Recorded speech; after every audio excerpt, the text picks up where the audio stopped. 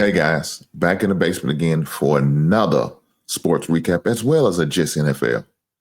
Guys, as you see, Waiver Wire week 3. We got to talk about the moves that's got to be made.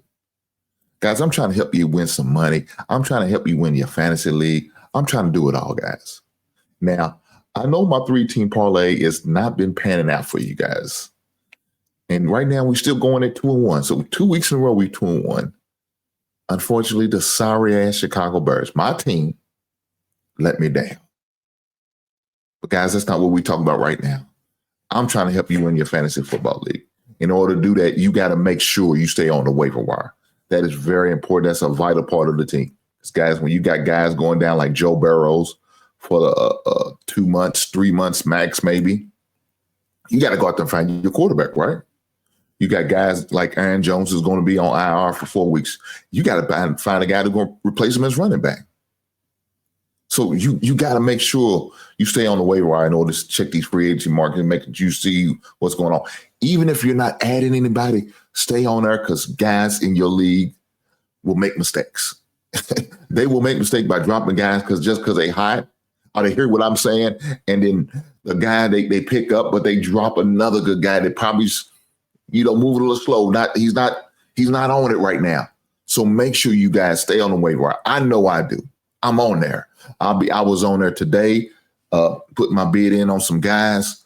I'm gonna be on there tomorrow after the waiver wire goes through, so I can see what dummy has failed his team and dropped a good guy, and I'm going to go out there and scoop him up.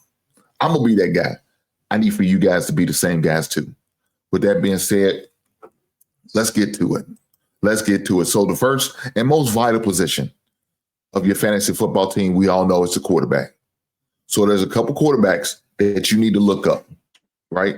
One of them is Daniel Jones. Now, guys, I know y'all seen him on the first week. Oh, y'all, that was just a fluke. It was, he ain't gonna do it again. Guys, he did it again. He showed up and showed out against Miami. Now I know y'all say, oh, well, that's Miami. That's the Dolphins. Who cares? Guys, if you need a quarterback and you're in a pinch, you got to do what you got to do. So Daniel Jones is a viable pickup, at least for a couple of months, maybe. I don't know. But you need something. You need a spot at that quarterback position field. You better go do it. Go check out Daniel Jones if he's available in your league. Another one is Joe Burrow's backup quarterback, and that's Jake Browner. Now, I watched him play. I seen him play a couple years ago, and he was, he was suitable for a couple weeks. I wouldn't sit there and say, hey, I think I could ride with him for the rest of the season. No, we got bye weeks coming up next week. You might want to look at him. So those two quarterbacks are viable replacements as possible quarterbacks that you might have to start in your roster for a couple weeks or maybe even just a bye week. With that being said, let's keep going. At the tight end position, right? We know the tight end position is very scarce. It was that way doing your fantasy draft more than likely. If you didn't get the top 3 or 4, yeah, you're hurting. And so when you got guys like Kerry Kittle going down, you got to find some type of replacement. And so a viable replacement you might want to look at is Juwan Johnson. Or I don't know why he would probably be on there. He wasn't drafted or maybe already picked up already. Your boy from the Washington Commanders, and that is Zach Ertz. Is another good position you might want to look at. Now, will it be available? More than likely, I doubt it. Right now, he's 45% owned in a lot of leagues. He may be there, he may not. I don't know, but it can't hurt to go check it out.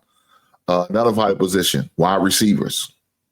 And the guy you may want to look at is Wendell Robinson. Now, I was surprised. Wendell had a lot of action, especially against the Cowboys the other day. So you might want to check him out. I'm sure he's probably available. Romeo Doubs. You just had my man go down for the Green Bay Packers. Watson's still out with an ACL situation. So they look. Let me say this to be honest.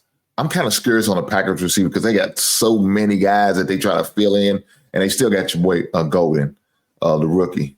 So I mean, if you're in a desperate pinch, he may be a good look. I don't know. Another guy you might want to look at is Troy Franklin, a possibility. Another guy is the guy from the Titans, Elise Omanor. I assume that's how you pronounce it. Brother, if I mess up your day, I apologize. Charge it to my mind and not my heart. Please do that. Now, last but certainly not least, the running back position.